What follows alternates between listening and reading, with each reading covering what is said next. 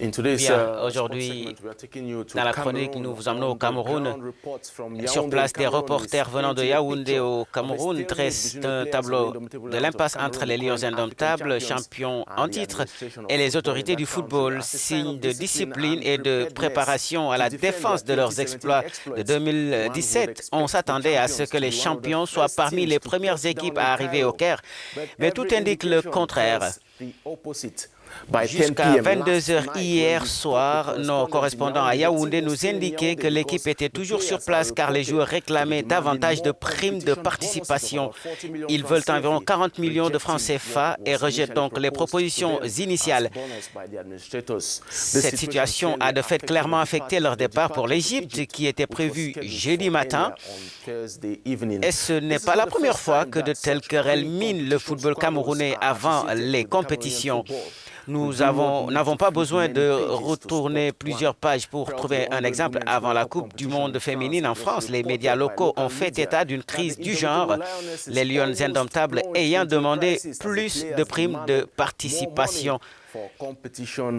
Et un homme qui a vécu les moments les plus sombres de la tanière camerounaise, l'ancien capitaine devenu bienfaiteur aujourd'hui, Samuel Eto'o, a récemment soutenu les équipes nationales du Cameroun. Il a annoncé qu'il avait personnellement payé les frais de préparation de la CAN du Cameroun à Dubaï, par exemple. Il refuse d'admettre une crise du football camerounais du Caire. Il s'est exprimé sur la question. Regardez. Donc, il n'y a pas de crise comme vous voulez présenter cette situation. Le Cameroun organisera sa CAN en 2021 et je ne veux pas exagérer, mais je pense que ça sera la plus belle des CAN jamais organisées. L'avion à Yaoundé pour les amener au Caire, pour voyager dans des conditions incroyables. Et la seule chose qu'on attend maintenant, qu'ils nous fassent rêver comme ils ont l'habitude de le faire. En tout cas, en espérant que l'équipe quitte aujourd'hui Yaoundé pour l'Égypte, la scène semble indiquer que beaucoup ne laveront pas leur linge sale en public.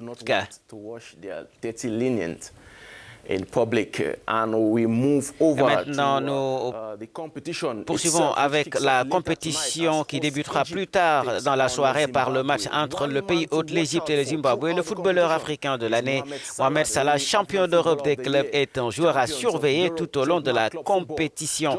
Comme beaucoup d'autres qui évoluent en Europe, la saison a été très intense.